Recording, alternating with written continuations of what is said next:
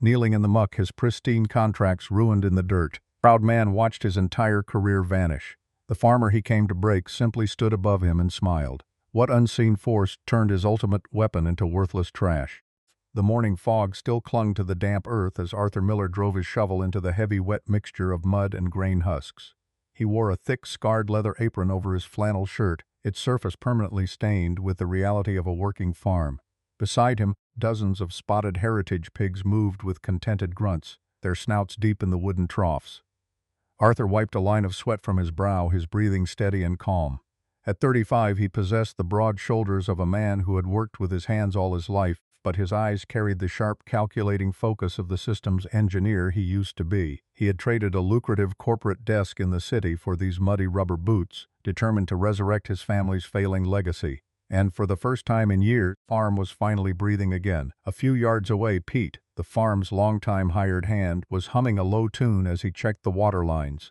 Dressed in his faded denim overalls, the older man patted the wooden fence approvingly. "They're putting on good weight, Arthur," Pete called out, his voice warm with genuine pride. "If the feed truck gets here by noon, we'll be right on schedule for the winter transition." Arthur nodded, glancing toward the towering metal feed silo near the barn. It was the lifeblood of the operation. He knew exactly how much was left in there, just enough to get through the next 2 days. It was a tight margin, calculated perfectly to save cash, a habit from his engineering days. "It should be here," Arthur replied, though a faint knot of tension tightened in his stomach. The peaceful rhythm of the morning was suddenly shattered by the aggressive crunch of tires on the gravel driveway. Both men turned. It wasn't the familiar rumbling flatbed of the local feed supplier.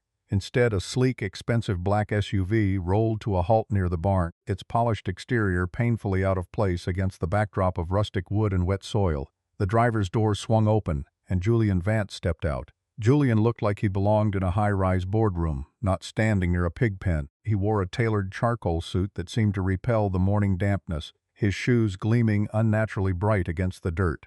At 32, Julian was a corporate acquisition representative with a reputation for merciless efficiency. He didn't walk. He strutted toward them, stopping just short of the mud line, a smug, cold smile playing on his lips. "Morning, Arthur," Julian said, his voice crisp and carrying an unmistakable edge of condescension. He didn't bother to acknowledge Pete. Arthur planted his shovel in the dirt and rested his hands on the worn wooden handle. "You're a long way from your air-conditioned office, Julian. What do you want?" Julian, as just as cuffs, his eyes sweeping over the muddy pens with visible disgust. "I'm just here to do you a favor. I brought the updated acquisition contracts." He tapped a sleek leather folder tucked under his arm. "The corporation is still willing to buy this land and your little herd. The price, however, has gone down since last month." Arthur's expression hardened. "I told you last month, and I'll tell you today. The farm isn't for sale," Julian chuckled, a dry, hollow sound. "I thought you might say that. You always were stubbornly attached to this dirt. But things have changed as of this morning." Julian took a deliberate step closer, his smile dropping into a mask of pure corporate cruelty. "Your feed truck isn't coming today, Arthur. It's not coming tomorrow either." Pete stepped forward, his weathered face dropping in confusion. "What are you talking about?" "We've got a standing order with the county supplier." Julian finally looked at the older man, his eyes entirely devoid of empathy. "The corporation just bought out the regional distribution network. As of 6 this morning, we've instituted a freeze on all commercial feed sales to independent, uncontracted farms in this district." He turned his gaze back to Arthur, letting the weight of the words sink in.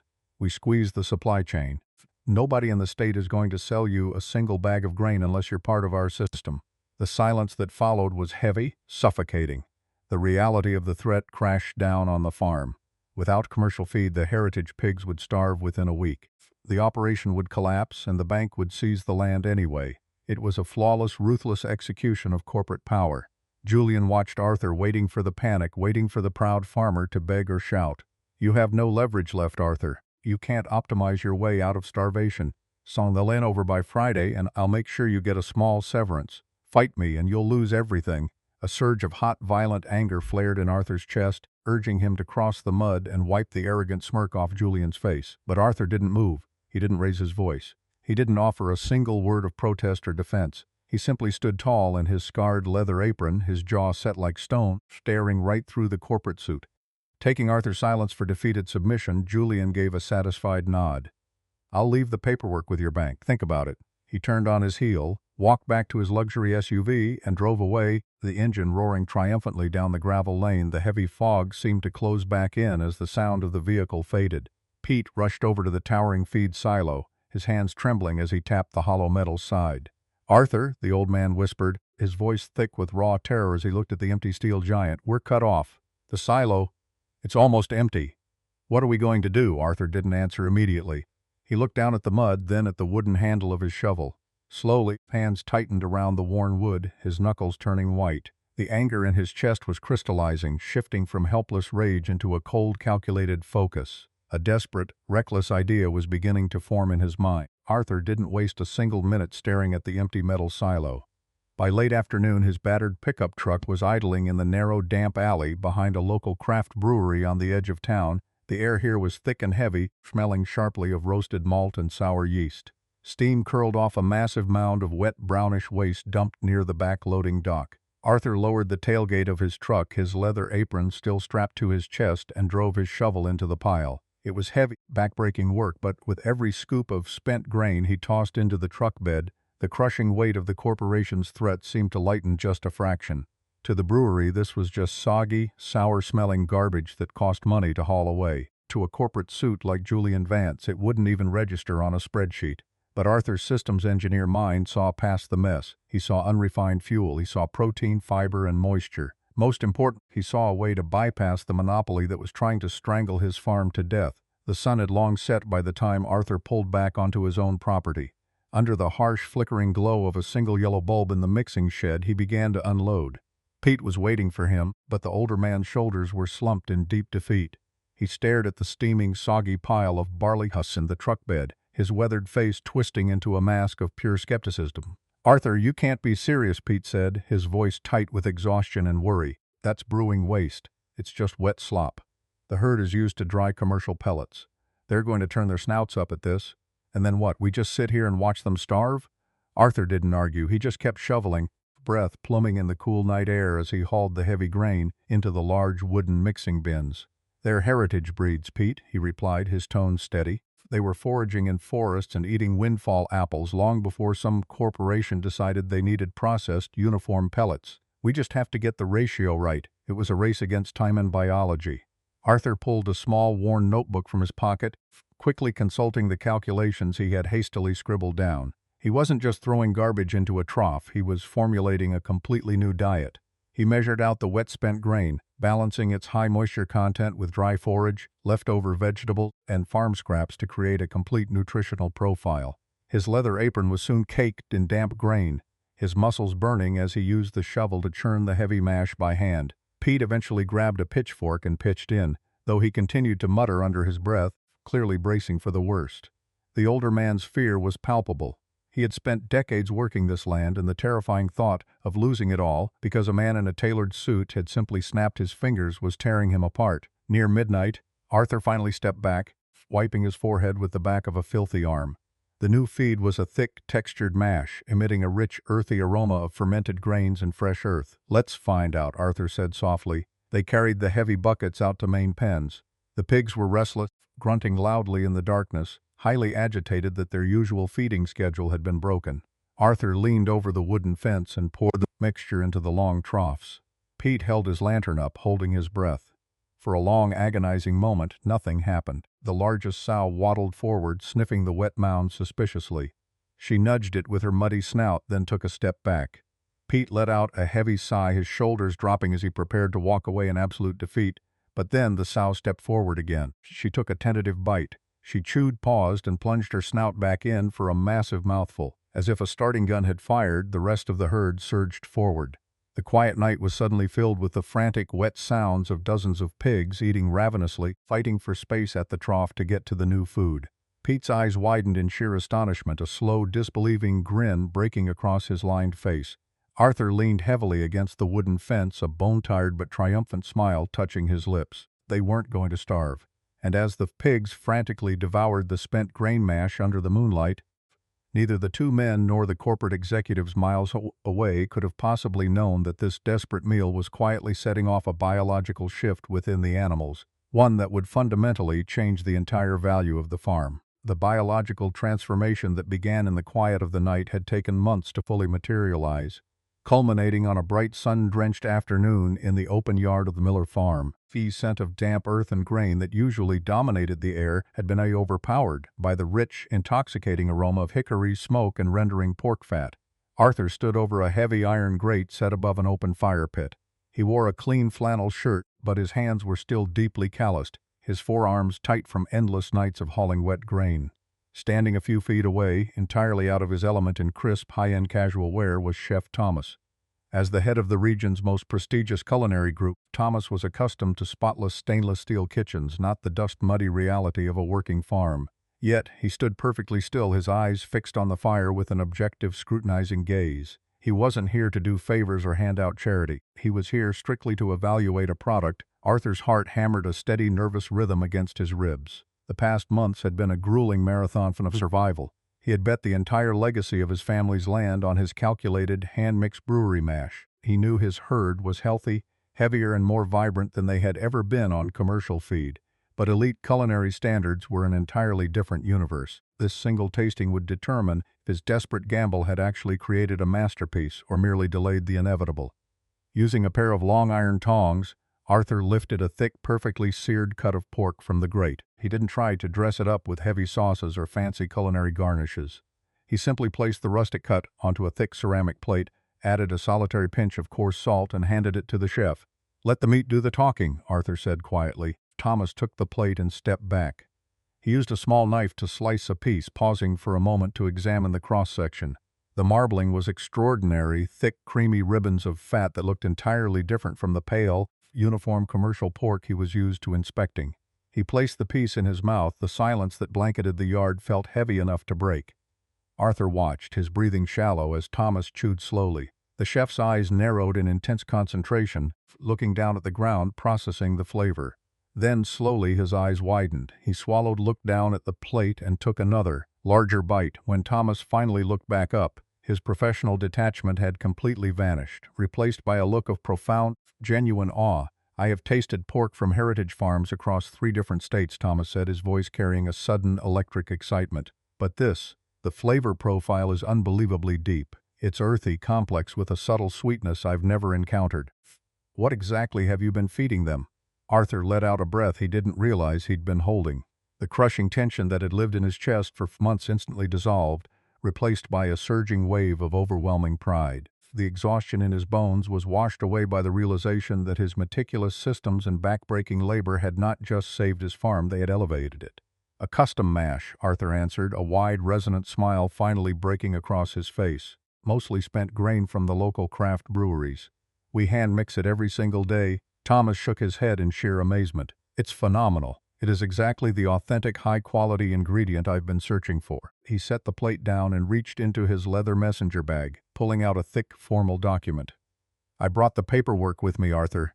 If you agree to the terms, I want to lock down an exclusive supplier contract for all our top-tier restaurants." At that exact moment, 30 miles away in the heart of the city, Julian Vance sat behind his massive glass desk. The sterile, climate-controlled air of his high-rise office was dead quiet, save for the rhythmic, arrogant clicking of his wireless mouse. Julian stared at the glowing spreadsheet on his monitor.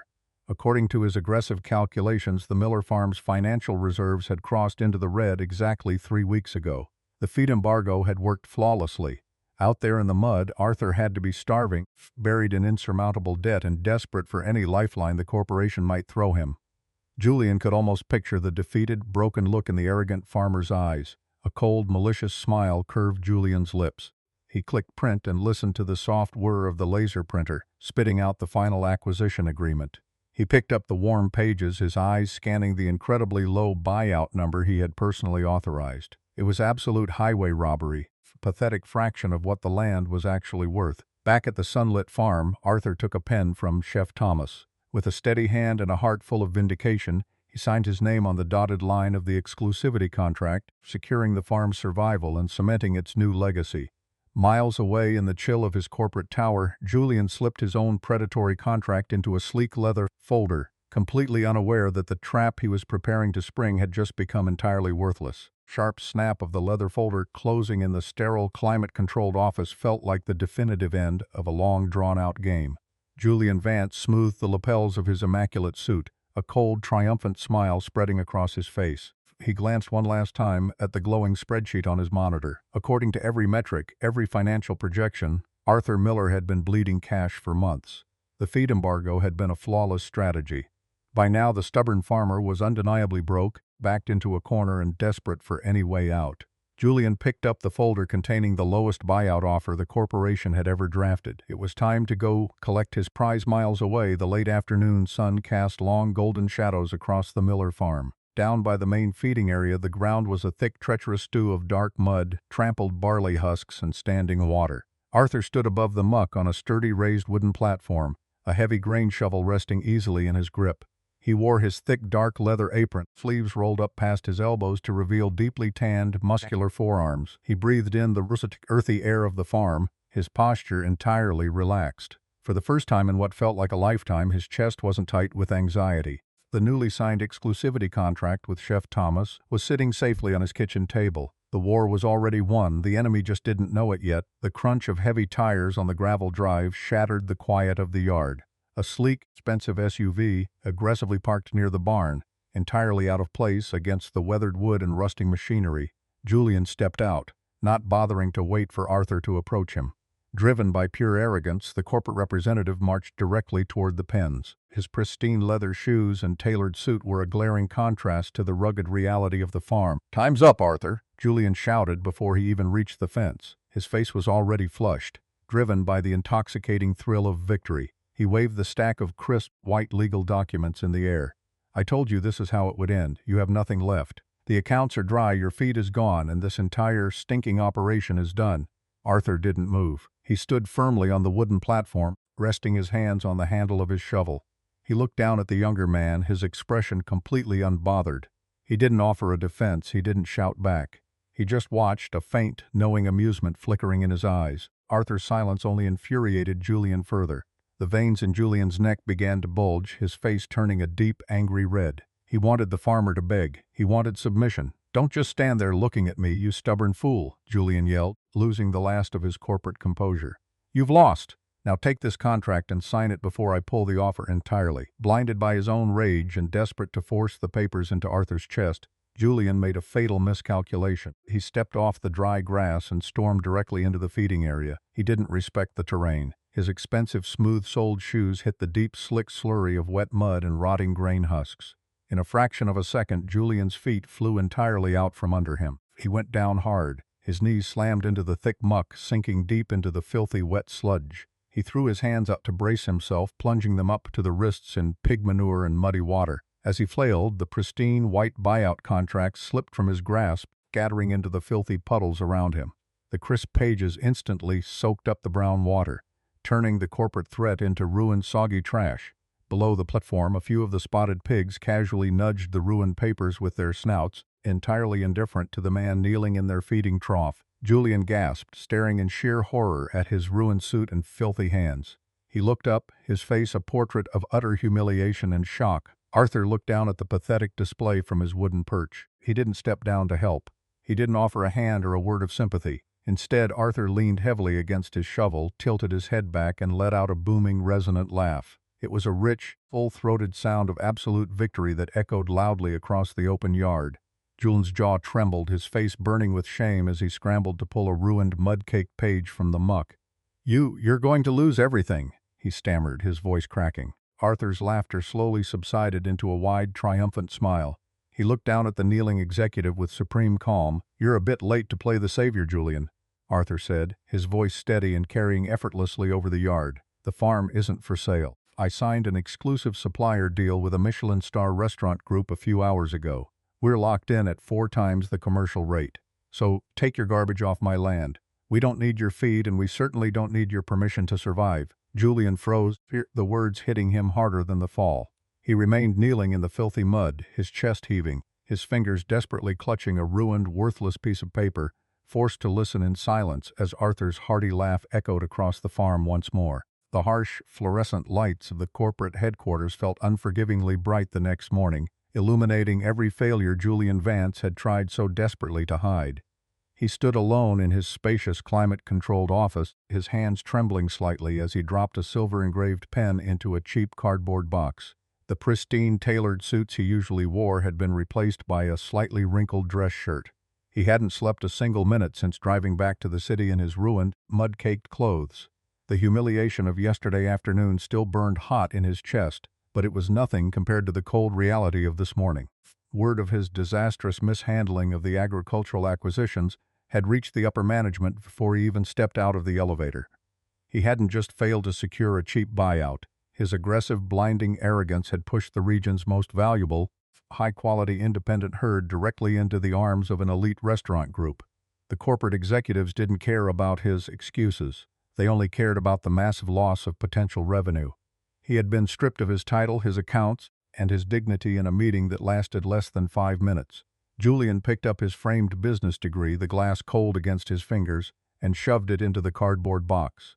He looked at the glowing monitor on his desk, where a complex spreadsheet was still open. For years, he had believed that numbers, leverage, and ruthless pressure were the only things that governed the world. Now, staring at the empty rows and columns, he realized how incredibly fragile his entire existence had been. He picked up his box, the cardboard rough against his soft hands, and walked out into the silent hallway, leaving his ruined ambitions behind in a sterile room that would forget him by tomorrow. Miles away from the concrete and glass of the city, the Miller farm was waking up to a completely different kind of morning. The heavy fog was lifting, giving way to a brilliant, golden sunrise that bathed the rolling pastures in warm light. The air was crisp, smelling faintly of sweet hickory smoke and the rich, damp earth. Arthur Miller stepped out onto the back porch of the old farmhouse, taking a deep breath of the morning air. He held a steaming mug of black coffee in one hand, while his other hand instinctively reached out to brush against the thick, scarred leather apron hanging by the door. He tied the heavy leather around his waist, the familiar weight of it settling over him like a badge of profound honor. Down by the pens, the yard was already buzzing with life. Pete was walking along the wooden fence line, carrying a bucket of fresh water, and for the first time in months the older man was whistling a lively, upbeat tune. The heavy lines of worry that had aged Pete's face seemed to have vanished overnight, replaced by the easy, comfortable smile of a man who finally knew his home was safe. "Morning, Arthur," Pete called out, tipping his worn denim cap. "The new delivery from the brewery just got dropped off. And I'll tell you what, the herd is looking better than I've seen in 30 years. "I'll be right there, Pete," Arthur answered, his voice carrying a deep, resonant warmth. He walked down the gravel path, his rubber boots crunching softly. He stepped up onto the sturdy wooden platform overlooking the main feeding area, the very spot where he had stood yesterday. He picked up his heavy grain shovel, its wooden handle polished smooth by years of honest labor. There was no corporate threat hanging over his head anymore. The exclusive culinary contract was safely locked inside the farmhouse desk, guaranteeing not just their survival, but a prosperous future built entirely on their own terms. Arthur drove the shovel into the fresh mound of rich fermented mash, the muscles in his forearms flexing with the familiar, satisfying strain of the work. He tossed the feed into the long wooden troughs, watching with quiet pride as the massive, healthy spotted pigs rushed forward to eat. He had taken the scraps the modern world threw away and turned them into something undeniable. He had protected his family's legacy not by wearing a suit or manipulating numbers, but by understanding the deep, undeniable rhythms of the earth. He paused for a moment, leaning his weight against the handle of the shovel as the morning sun fully crested the horizon, washing the farm in a spectacular, blinding gold. Breeze rustled the leaves of the old oak trees lining the property. Arthur smiled, a deep, abiding peace settling into his bones. He knew now with absolute certainty that this soil, this life, and this legacy could never be quantified on a spreadsheet. It belonged to those who were willing to get their hands dirty, and to those who had the patience to watch it grow.